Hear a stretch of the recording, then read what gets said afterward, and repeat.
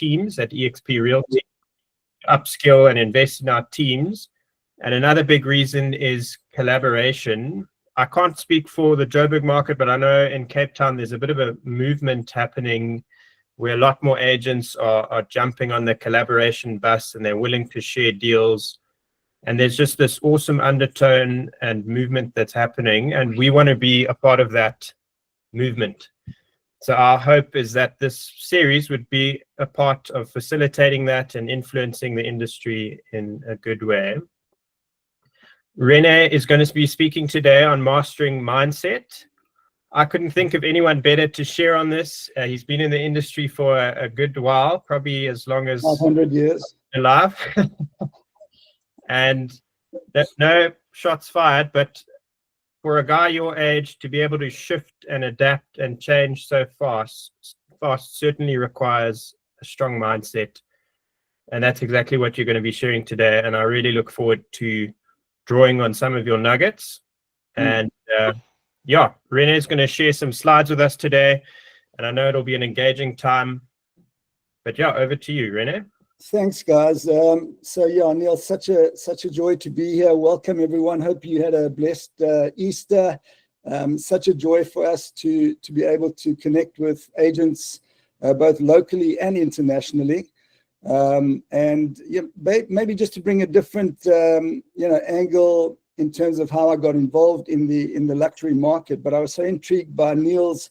And I'm sure we all enjoyed his experience of what he went through. Maybe he didn't enjoy it as much, but it was lovely and just so encouraging, inspiring, just to see what you were prepared to do to move your comfort zone, Neil. And I'm sure there were still some questions which weren't answered at the end of last week. And I had one or two questions because there were two statements that were made that could be quite scary in terms of breaking into the luxury market. And maybe you said them just, because that's really where you were at, but they're quite terrifying statements. The one was, it nearly killed me, which I thought, okay, that's inspiring. And the second one was, I'm not sure if I had to look back at all that I went through, I would ever do it again.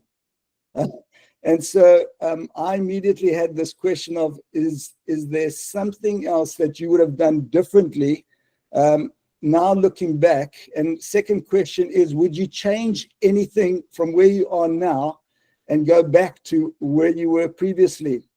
And just to say, I'm going to change my screen a little bit just so that I can show you the slides in there. But if you can just respond to us on those two questions. Thanks, Neil. Yeah, sure. It can be quite difficult to look back, because if I'd go back and start from where I am now, I'm in a much better, different place from a mindset perspective, and I would handle a lot of the things differently. But I think the one thing that I could have done differently is probably viewing progress as I had this picture in my mind that progress is quite linear. It's like a linear graph that goes up and slightly down. But in reality, in life and business, it's a bit of a roller coaster, and it's definitely not linear. And that's exactly what I experienced. There was a long period of setbacks and things didn't go well. And I think what could have helped me is having just a better mindset and lowering my expectations so that I could be a bit more patient. But I mean, there's a lot of things that I could go into. And I guess that's why we're here today. So I look forward to what you have to say. That's great. Thanks, Neil. Yeah. So I guess my response to that immediately was, so could Neil have done something different? Could he have changed the way he approached his entry into the luxury market? Because I think what is exciting about this property market, is that there are so many opportunities. And my experience was a little bit different to yours. I'm on the second wave of life. You're on the first wave. I'm on the second wave. I'm 62 now. I'm starting 2-3 new businesses in the property market. Really excited about them. Even after the 20 years that I've been in property, I'm still exploring opportunities. I'm still trying to find new ways of doing what I do, and always looking for new information to take me to the next level. So I'm hoping that everyone that's on this call is here because they're really saying, how do I get to the next level in my career? How do I actually break into this luxury market? And just to give you a little bit of background, what we're going to do is, and I want you guys to engage with me, is I'm going to give you a little bit of my own background. Then what we're going to do is we're going to look at an overview of how your mind actually works. And let me just say, there's so much on mindsets these days. There's so much information about thinking bigger, change the way you think out of the box. You know, every agency that you engage with are talking about new ways of thinking, but very few of them I found actually help us understand how your mind actually works. And so how many agents are actually transforming and growing consistently? And I'm going to look at some of those stats, which are quite scary. But when I look at my own background, just a little bit of background, I came from a teaching background. I tried the corporate world, found it too confined. I knew I had to break out of that and move on my own. And eventually I joined a company that was all about transformation processes. And for the first time, I really started understanding at the age of 32 that I had been stuck for so many years and eventually was going round and round in circles. Part of that journey was also I played professional tennis. So I got to travel around the world a little bit. And that sounds all glamorous, but when you are living or sleeping in a church basement eating peanut butter to survive, I can't say that was the luxury lifestyle. But certainly it grew me up. And it really, dealing with a different culture, dealing with a different environment, you're dealing with a whole bunch of different people that really started developing my efficacy. I've lived in Austria. I had the opportunity then of living in the UK. In fact, that one was another stretch for me. There was a company there that I started to really get excited about in terms of transformation processes. And what I did was I wrote to them and asked them, do you have a gap for me to join the company? Because I was so excited about their material. And the response to me in the UK was, unfortunately, no. So what I did was I saved up some money, hopped on a plane, and then flew all the way to that company. Even though they had said no to me, I got to the front door, knocked on the front door, and I said, did you say I must come over now? Because that's what I did. I literally jumped on a plane, went to the UK, and when they saw me there, they actually took me in and started working with me. So I put myself through a number of roller coaster rides, as you say, huge emotional challenges. But since then, as I say, hopefully I've learned to improve the way that I challenge my comfort zones. And part of that process of growing in the real estate industry came from my initial entry into the real estate industry through commercial and industrial market. I was in that market for about 10 years.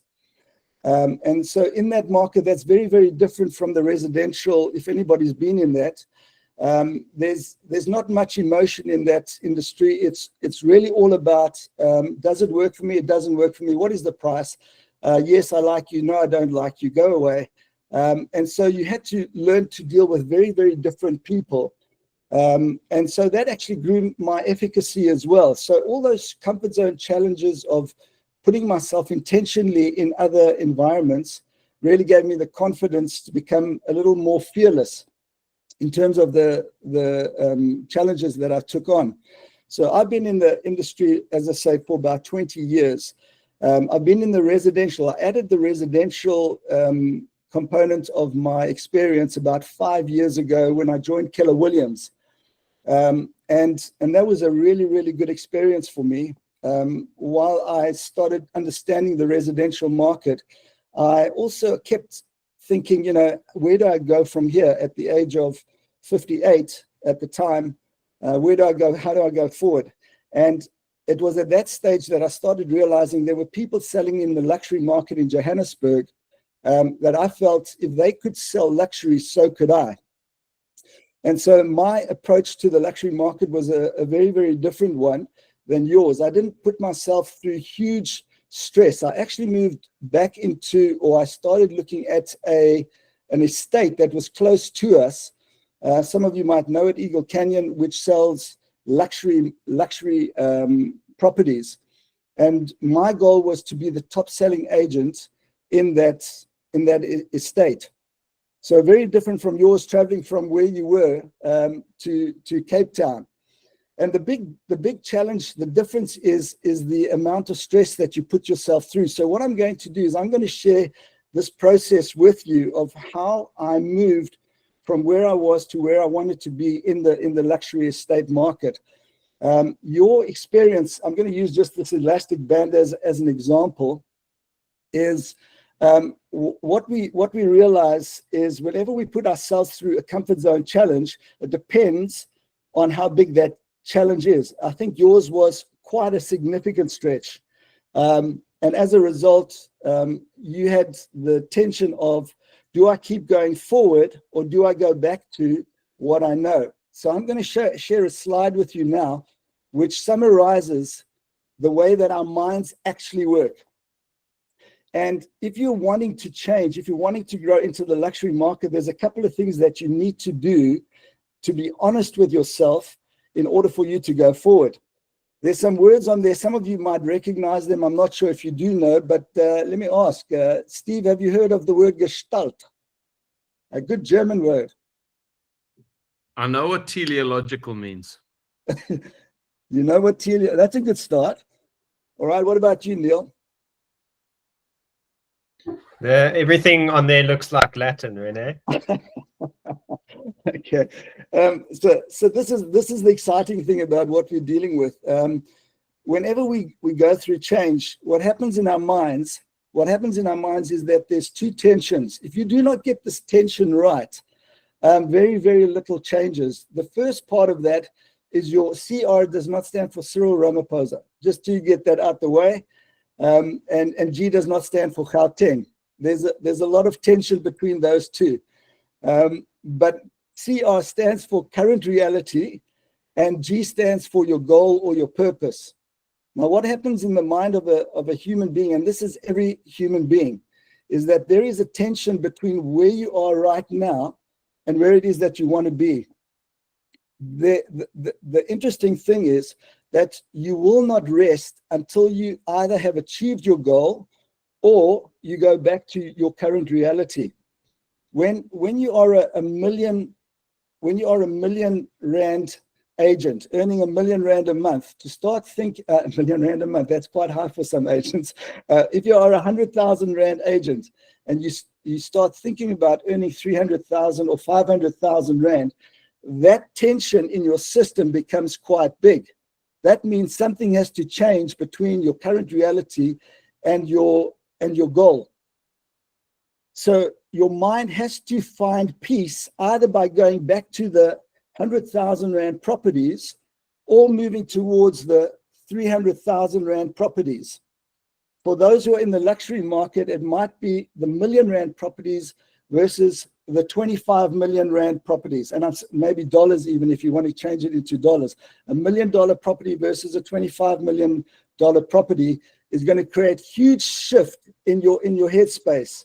And over a period of time, your brain cannot live with that tension. Eventually, what it has to do is it either has to go back to the $1 million properties, or if it's strong enough, will pull you towards your $25 million properties. You are always working for order in your mind. And the word teleological literally means to be purposeful. You have these two tensions. On the one hand, you're working for order in our minds. On the other hand, you're working for your purpose, which is the stretch. Those two are absolutely essential for change to take place. And so the question is, you've got to decide where it is that you want to move, or where you want to grow into, what you want to do with your career as an agent. But always remember those two words. You're either going to be in your current reality or you're going to be moving towards your goals. You cannot live with that tension consistently. The interesting thing is in the real estate market is that when you present something like this, it's quite simple. It looks quite obvious that you need a goal and a purpose. And it looks quite straightforward, when in reality, it looks a little bit like that. You literally start off with these great ideas, but ultimately you have a whole lot of confusion in between, and that's what you went through, Neil. That tension that you went through, but you held on to your end result in order for you not to go back to what you were comfortable with. The biggest challenge that we have with a mindset is that it works for sanity. I use that word, working for order in our minds. We don't realize how strong the mind is at working for sanity or order. So whatever you're comfortable with now, whatever you've got used to now, is what your mind will start looking for in terms of information. If I am a $1 million agent, I will find information that makes sure that I only end up selling $1 million properties. If you are a 100,000 Rand agent, your mindset will look for information that makes sure that you only find information around 100,000 Rand properties. So this happens in different areas of our lives.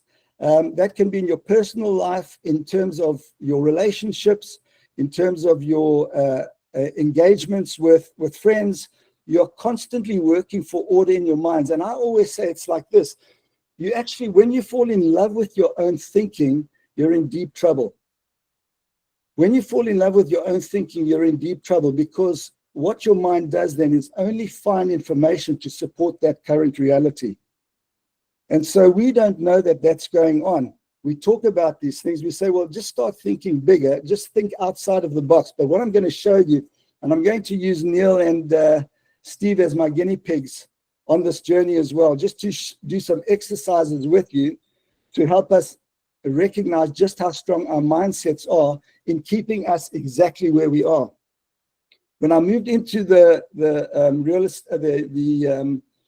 luxury market, I met a couple of billionaires that I began to work with. And just to say this, look, the billionaire mindset is completely different. They have different jokes.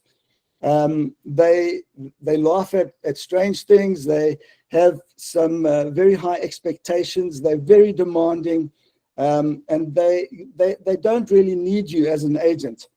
The reality is they're quite comfortable in their zone, and they will get rid of you if you do not perform up to their expectations. And I've got one particular gentleman at the moment who is, I call him Bob the Billionaire. I won't disclose who he is, but Bob the Billionaire has just spent 400 million Rand on properties in one real estate. His wife is Barbie, and his dog and his cat are Batman and Robin. He can do what he wants. He says what he wants. He parks two high-end luxury vehicles in his lounge. We're talking about a totally different mindset when you engage with these people. But yet a super nice guy, and I met him by entering into that luxury real estate. I started looking at high-end properties in that luxury real estate, and Bob was there with his wife buying my previous property that I owned in that estate. And I said to him, listen, Bob, this used to be my house. Are you moving in here? He said, no, this is just one of 23 properties I've just purchased. I thought, okay, I'm going to make a good friend of Bob. Bob and I are going to become best friends. And we're going to see if we can help him find some properties and sell some properties. But what was interesting with him is the first thing I did was try and build a relationship with him. And that would be my encouragement to you, is how do you build relationships with billionaires? Well, you got to be very cautious that you don't oversell yourself, try too hard, look too desperate. Because they have everybody. The only problem they have is they've got everybody concerned about who's trying to take their money or interfere with their lifestyle. I even remember Bob, on one of his deals that he had, he literally signed the deal for, I think it was 7 or 8 million Rand, not a particularly high-end luxury market component compared to what Neil's selling. But what he did was, as a buyer, he saw that the seller had changed the attorney's names on the OTP. And because he wanted to use particular attorneys for the transfer, even though he was the buyer, he said, you never asked me which attorneys I wanted to use. And he crossed out the attorneys' names and he canceled the deal right there and then. So there's a level of arrogance, there's a level of expectation that is quite different when you move into that space. And if you yourself as an agent are not strong enough, you will find yourself being pushed away significantly, quite quickly. So they will change very, very fast until you have earned their respect, until you have become a credible agent in their eyes. So I said to Bob, okay, are there any other components that I can help you with in terms of your business? And he said, I'm looking for a warehouse, a 2,000 square meter warehouse. I said, okay, great stuff. Let me go and find you a warehouse. I went down the road, knocked on a door that wasn't even for sale. I just knew it was the right size for him, and came back to Bob and said, hey, Bob, I've got your warehouse. He said, you know what? I'm not really interested in that anymore. I'm looking for something else now. And, that's pretty disconcerting when you feel like you're being disrespected for all of your experience. But that is the mindset of some of these guys. And I'll be honest with you, some of them are really rude.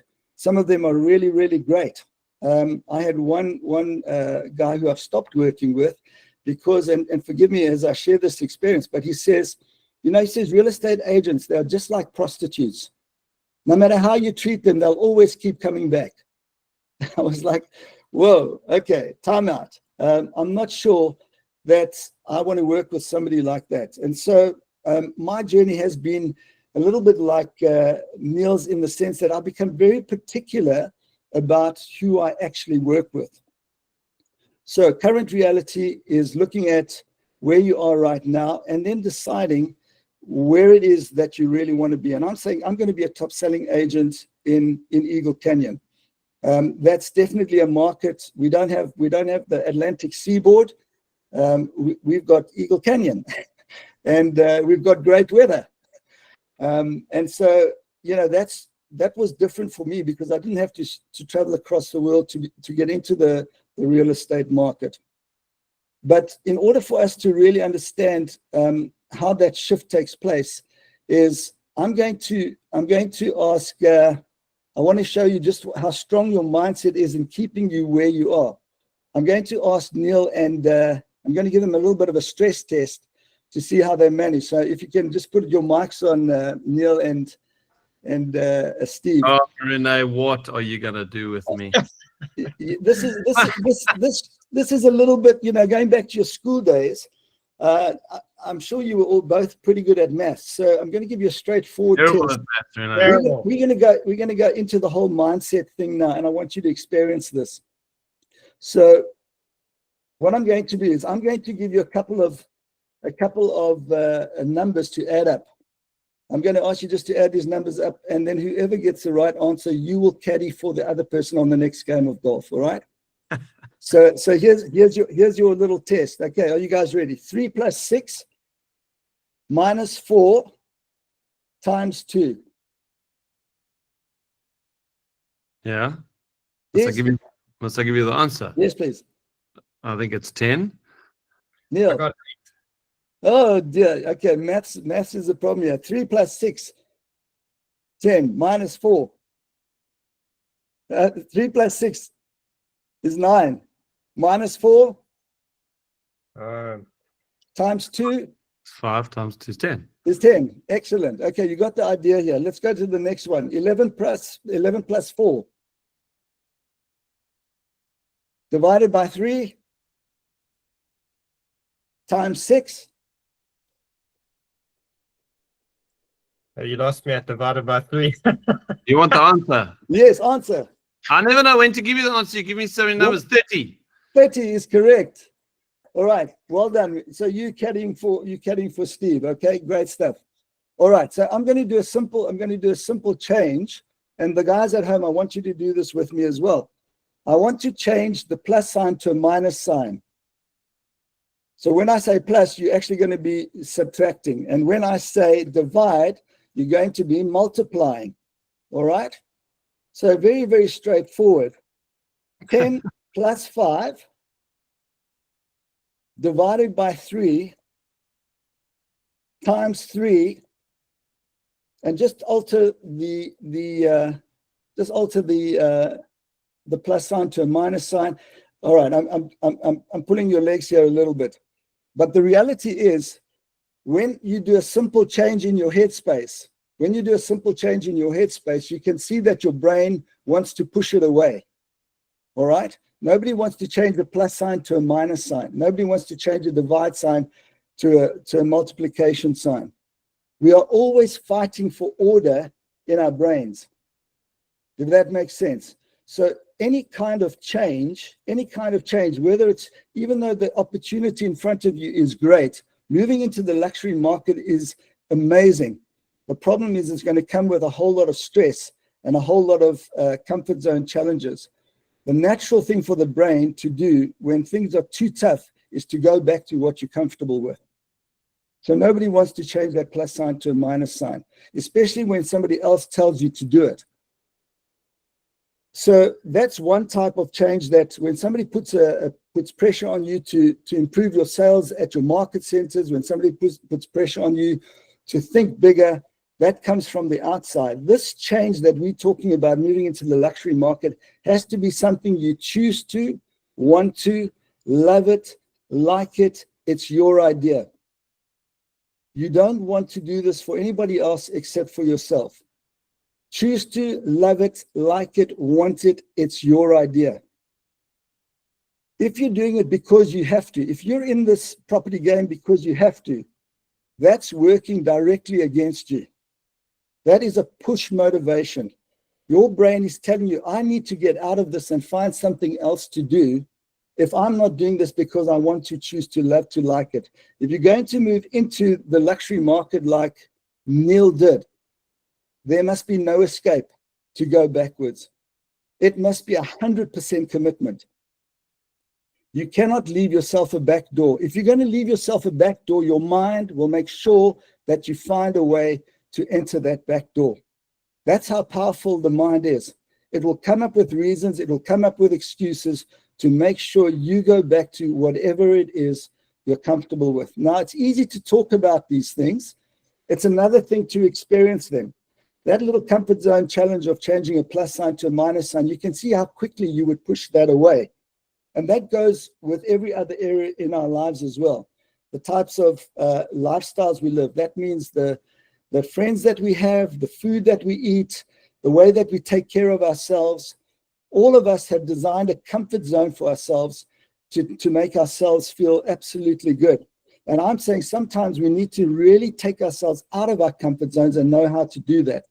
I'm going to give you a second test, and this one is quite unique. I'm going to ask everybody to compete, to take part in this, and just respond with what I ask you to do. It's always difficult because I can't hear the people, but I hope at home you take part in this, and I want you to do a very simple thing. I'm going to put a sentence in front of you. I'm going to ask you just to read that sentence and then tell me what you think of the sentence. I'm going to remove it after 10 seconds. Does everybody understand? 10 seconds, you're going to read the sentence, and then you are going to tell me what you think of it. Steve, and I'll use Steve and Neil also just for the initial. So just read that. You've got 10 seconds. Go.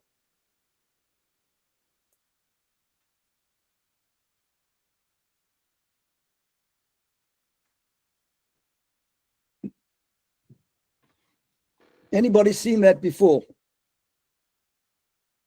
Have you seen that sentence anywhere before, Steve? No, I haven't. I'm glad I haven't. Does it make sense, Neil? 10 seconds took me a while, you know. That's fine. That's fine. Okay. I'm going to put it in front of you one more time. This is really, really powerful. So I want you to get this. I want you to read it. It's a really, really important sentence.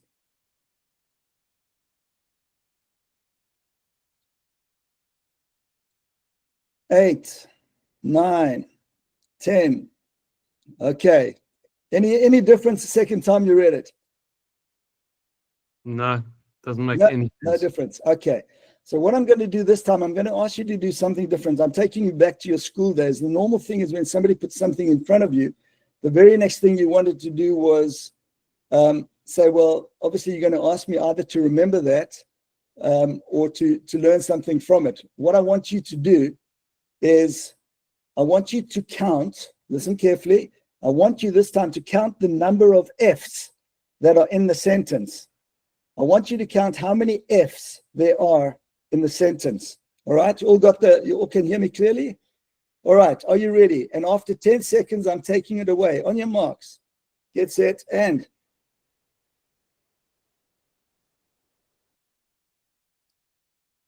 you got 5 seconds. 4, 3, 2, 1. Go. All right, so yes, write them up. Just write them up. I want to see what you're seeing. What did you get there, Neil? I counted 6. Okay, well done. Good stuff. 6. Okay, the guys are bright. The guys are really bright. 7. What did you get there, Steve? I got 7. 7. Very good. They're coming through fast and thick. 6, 7. Love it. 8. Whoa, we got an 8. Are there 8? All right. There's a whole bunch. Oh, there we got a 9. Okay. So here we are. Just think about this. We are however many people on this webinar looking at the same. We've got 129 people looking at the same picture. I think all of you have been to school. I hope all of you have learned to read. I mean, that would be sad if you haven't. But if you've learned to read, you would know what an F looks like. And I've asked you just to look at that again. So I'm going to give you one more chance to look at that. We've got very, very different views on this. Here we go again. Here's your chance. Go. 5, 4, 3, 2, 1. Any differences? Any changes? Neil? I think I got one more F in the second one. And how are you doing there, Steve? Any difference? No, I've still got 7. Okay, cool. All right, guys. What I'm going to ask you to do this time round, they're still coming through. We're up to 10 already. Look at them going. They're going. We've got 10. This time, I want you to now look at the word of. All right? The word of. And see how many ofs there are in the sentence. The fictitious facts, 2. Effective, another 2. Scientific, 1, 5. Then you've got of,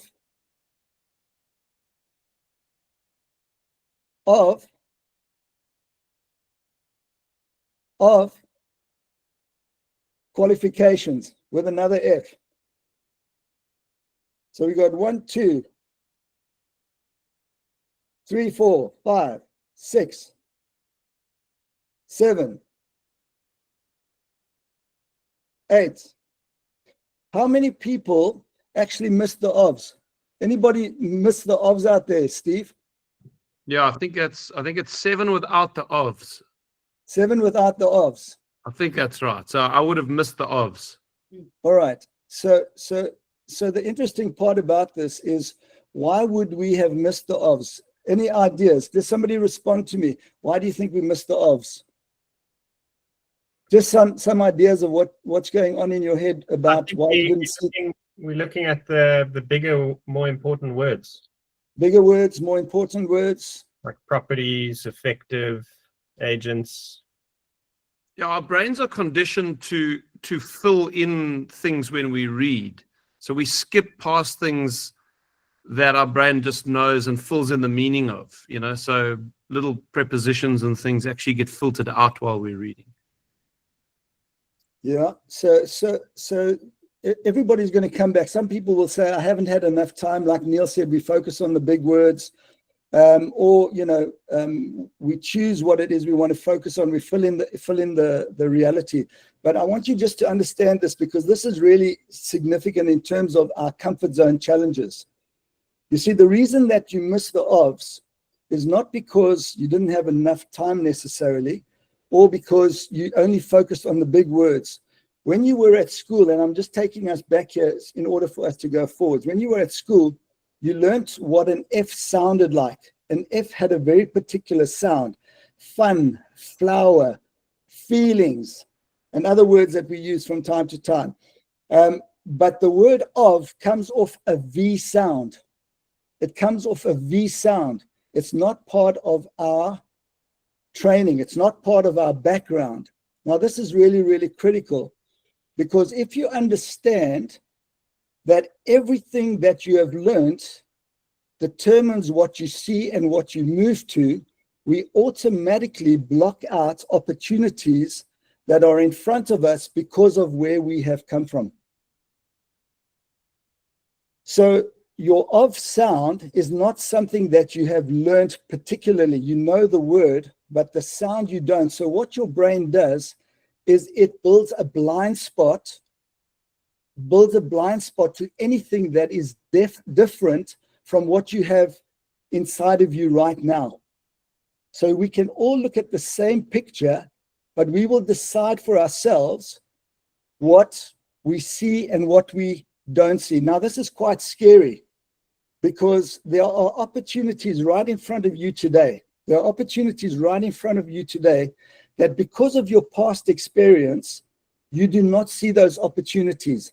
In fact, our brain is so particular about the way that we pick and choose that even when good opportunities come to us, we will sabotage those opportunities because we are not ready for them. We have not used our efficacy. We have not used our past experience to think differently about what we want for our future. So there are opportunities in the property world. There are opportunities in terms of people you could be working with today in the luxury market. But because of your current comfort zone, you do not even think about those opportunities. You literally block them out for sanity's sake. Your mind is looking for sanity. It's not looking necessarily to take you and use your potential. God has given you free will. He has given you choice to decide what it is you want to do with your life. Nobody can do it for you. And so just think about that. Every decision you're making is based often on your comfort zone and not on what your potential is. Just interesting to hear from you guys. Neil and them, have you guys heard about this? Are you aware of this? Are you aware of what we call your scotomas? So I'll make a comment on that, Renee. I did a training series of webinars a couple of years ago with a guy called Fred Wilson. He's a US-based real estate agent who he's got the record for the streak. He sold a home every week for 37 years. And I met him at a sort of VIP function in the States, and I said to him, can you do a group of webinars with my agents to teach us how to do what you've done? He says, I have a very specific way of marketing my business. I don't use social media. I don't have a database. I don't try to get business tomorrow by preparing relationships through a database, etc. I know how to get business now. I can leave my house, go to a coffee shop, get into a conversation, and I will come home with a listing in my hand. And his whole strategy around how to do that was what he called proportunitive thinking. It's a word he made up, proportunitive. There's property opportunities everywhere you go if your eyes are open to see them. Most people will get into a conversation with the person in the coffee shop and leave, or they won't even get into a conversation. I know that person has got a property opportunity if I just talk to them and I manipulate the conversation in a certain way and I start talking to them about property. He just says, wherever I go, I see opportunity that other agents just don't see is there. And that's why I do so much business. And that's exactly the point that you are making. Yeah, brilliant. Neil, anything on your side, bud? Yeah, I love that, Rena. It's really got my brain juices flowing here. I just like that idea of how there's latent potential everywhere around you, but it's untapped. And in order to tap into that, you need to overcome some of your past, whether it's doubt or unbelief or whatever it is that's hindering you in your past. take you to that next level. And there's the opportunities are there, and it's this latent potential that's untapped. And I just love the fact that you can get there if you just change your mindset and work on yourself a bit. Yeah. So remember, just coming back to that initial picture of Gestalt, how the Gestalt works. You need the tension between your current reality and where it is that you're wanting to go. This mechanism that we have in terms of how our minds work is an absolute gift from God. If we understand how powerful our thinking is in terms of our lifestyle, what it is we're wanting to achieve, we would be amazed what would happen if we fully utilized the opportunity of our thinking and our thought processes and what we focus on. Whatever you focus on, you move towards and you become like. You must understand that every time somebody says to me, the market's an issue, or that's a problem, or this is a problem, you got to be careful what you listen to and who you listen to. So surrounding yourself with high-end people, surrounding yourself with people who dream big is equally as important, because my own mindset, even after 20 years in this industry, reminds me that because of my scotomas, we have an ineffective reality evaluating mechanism. We are constantly sabotaging opportunities because of our limited mindsets. So we need other people. I need Neil, I need Steve, I need other agents who've done exceptionally well to speak life into my life so that I can see the world through a different lens. And unfortunately, if you think about it, we've got 60% of agents failing in their first year when they get into the industry. We have 85% failing after 3 years, leaving the industry. And I ask myself, how clear are these people about, number one, their skill set?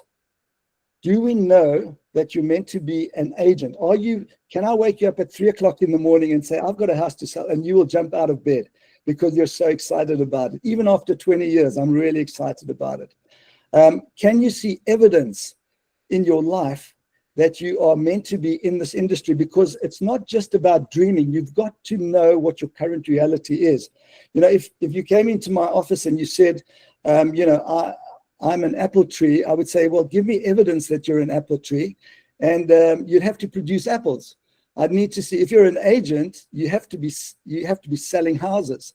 There must be evidence that you are in this for the right reasons and because of your gifting. There should be evidence following you constantly. So even if you are selling 1 million, 2 million rand properties, and you say to me, I want to go into the luxury market, I'm going to ask you, is there evidence that you have sold at least 2 million, 3 million, 5 million rand properties?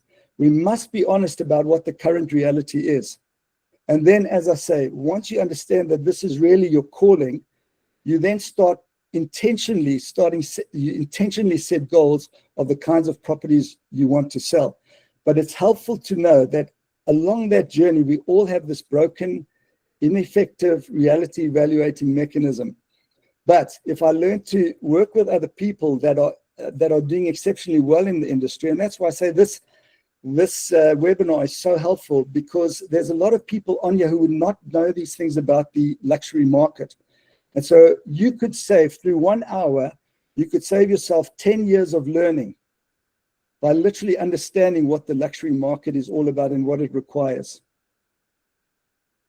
We really need to have a hard look at what our current reality is, and then ask ourselves the important question of, what on earth am I here for? What do I want to do with this one and only life that I've been given? The clearer you are about that end result, the sharper your mind will be, and you will waste less time. Remember, one critical decision in your life, like this, like what you did, Neil, one critical decision now will save you from 1,000 critical decisions down the road. Does that make sense? Your mind will save you a lot of trouble when you are very clear about what it is that you're in this industry for. And as I said, my passion is I came from teaching. I have a huge passion to inspire people. I have a huge passion to train people, help people see what they cannot see. I become very particular about my sales processes. Yes, I'm working in the luxury market, but I also work in the 1 million to 5 million market. The only difference is I make sure that when I take a property on at the lower end, that I sell the property on the first day. Now people go, whoa, first day, how do you sell the property on the first day? Well, I've trained myself to ask some very hard questions. I've got people to become very serious about what their selling price is. I've convinced them, opened their eyes to show them that their property will only sell at a particular market. Now, I say that tongue-in-cheek, but I'm also very serious about it, is the clearer I am about my sales process, the quicker I am in terms of selling those properties. I know in the luxury market, it's not quite the same. In the luxury market, what you have is their communication is very, very different. I find that they actually become very limited in their use of words. It's a totally, totally different mindset. I cannot tell people exactly what I think they should do with their properties. And with Bob, the billionaire, you know, when I write to him and I say, listen, I've got this incredible 8 million rand property and it's got so many square meters, it's in this area, and I write in this nice love letter of this property that I'm trying to get him to buy, he responds with golf. He just responds with golf. And I go, does he want a game of golf? Would he like me to join him for a game of golf? For me, golf is a swear word. So I wasn't sure if he's telling me I must go away, but they communicate very, very differently.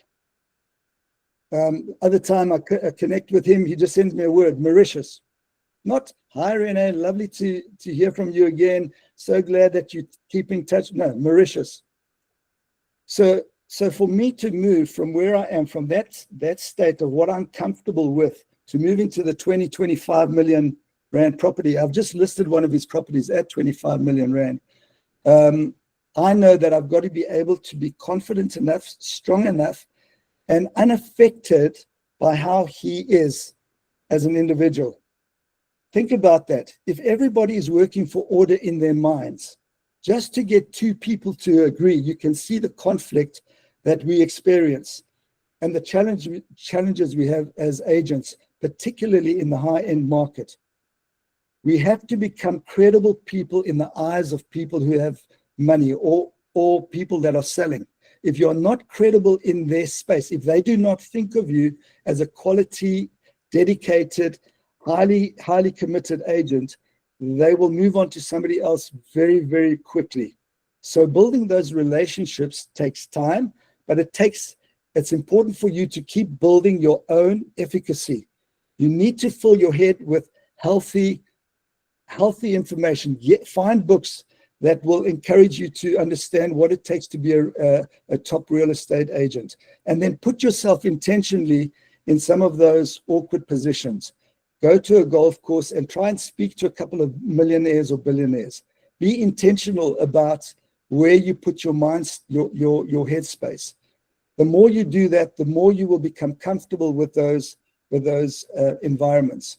To jump from where you are to where you want to be is going to cause you under pressure to go back to what you're comfortable with. So just remember, scotomas are a real thing. You draw to yourself what you feel worthy of receiving. You draw to yourself what you feel worthy of receiving. If you are not a healthy, strong, dedicated, committed agent, you will draw to yourself people that are very, very similar to you. You will sabotage opportunities that are in front of you simply because you yourself have not grown as an individual. I always say God never makes junk. He says that we are fearfully and wonderfully made. And I'm saying, when you understand your value, when you understand how precious you are, do not compare yourself to the money you earn. You are far more valuable than that. And as your efficacy grows, as your image grows of who you really are, you will find yourself putting yourself in positions which will allow you to achieve much higher goals in terms of where you are right now. So be intentional about looking after yourself first. Make sure that the asset is getting enough sleep. You are using your time well, excuse me, which is really precious. and you make sure that you're surrounded by people that think high, that think long, that think big, and allow them to speak into your life. This has been a 30-year journey for me. I'm still loving it. I'm still stretching myself, and I'm hoping that some of this information will land, and that you'll recognize that if it's going to be, it's up to you at the end of the day. Nobody can do this for you. I'm sure there would be a lot of questions. As I say, normally I'm engaging with people on a minute-by-minute basis on these concepts. So if there's anything that I'm missing, Renee, please I'd actually love to pick up that conversation on the scotomas. To me, it's a fascinating subject, that there are opportunities all around us in every area of our life, for our marriages, for our relationships with our children, with our friendships, with our health, but specifically today in our business lives. There are opportunities all around us that we're just not seeing. To me, that's a fascinating thing. So you've mentioned a few ways to overcome your scotomas. You've talked about relationships. Like, if you surround yourself with good people, it'll do you good. Making a decision, I guess that's kind of goal setting as well. Doing training to get someone else will get you to see what you haven't been seeing. Training. Improve your self-image. I don't see how that really is possible without faith. I've got to be honest with you. Otherwise, it's just a mirage. Either you are truly fearfully and wonderfully made, and God does have a good plan for you if you walk with him, or you just unintelligent atoms bumping together and you happen to evolve into what you are. Let's just say it like it is. So I don't think it's possible actually truly at its depth without faith to come to that kind of sense that I have value, intrinsic value. Anyway, that's my little rant on that. Anything else? Like, how else do we see these opportunities that are around us that we don't see? Are you asking? Yeah. So the reality is we have the freedom to choose. When I chose my wife, that was entering the luxury market. And not only did I have my wife, I had Meryl had 2 daughters. They were 6 and 10 at the same time. Added luxury. The reality is I made that choice. I made that choice, and 25 years later, I would suggest to you one of the things that is really, really helpful, and I just add this, is that we only get to live one day at a time. I always say my marriage is a day long, and if I live treasuring my time, the people around me, and how I use my life just for that day, I know tomorrow, if I do the same thing, I will see growth and I will see building opportunities. So this is a deliberate intention to say, what do I do with what's right in front of me right now? And I'm saying that there are opportunities every single day for us to move towards, but we have to be intentional about what we focus on. Remember, your mind is looking for order.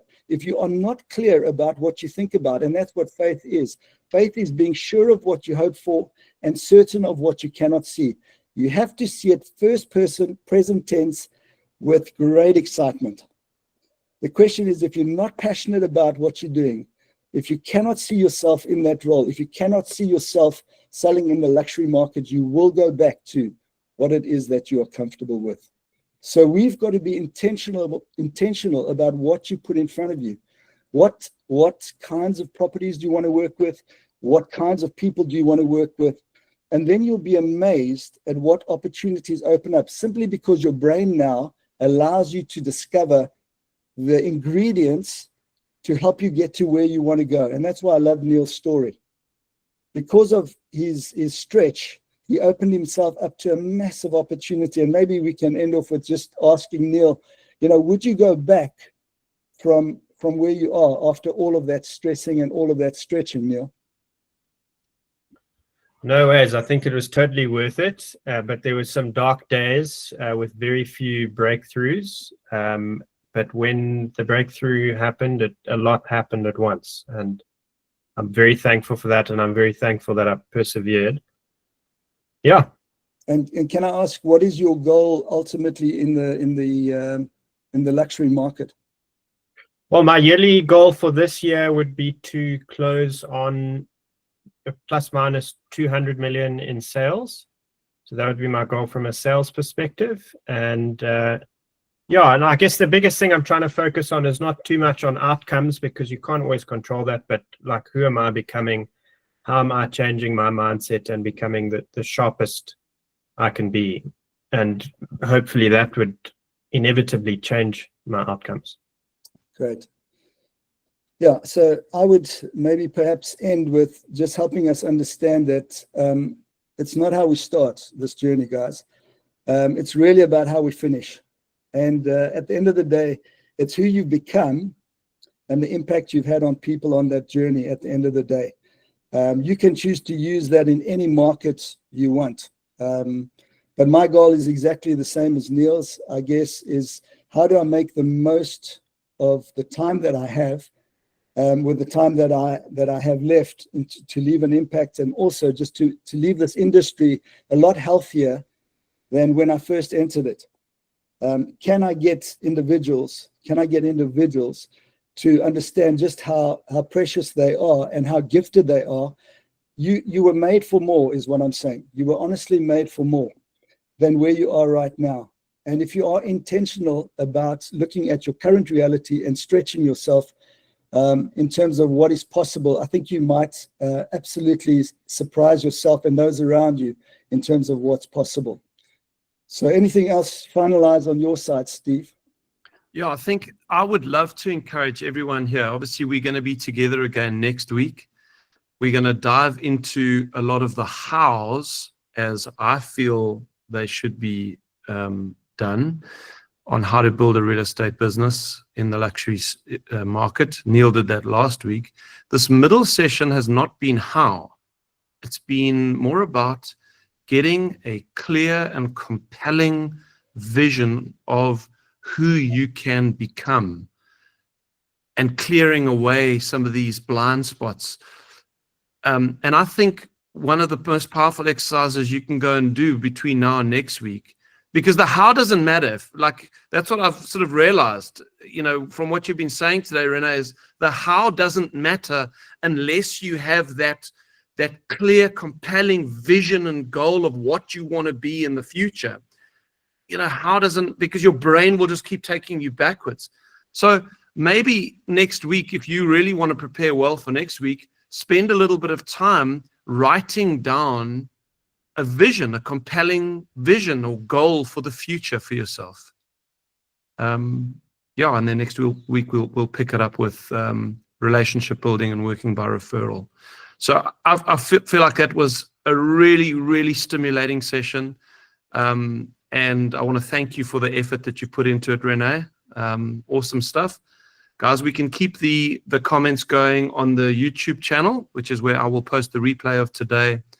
And again, thanks both to Neil and to Renee for the effort that put into the series. And we will see you same time next week. Renee? Thanks, Neil? guys. Yeah, Yep. thanks, guys. Thanks, Really, Renee. really good to share this with you. Enjoy the rest of your week. Cheers, Ed.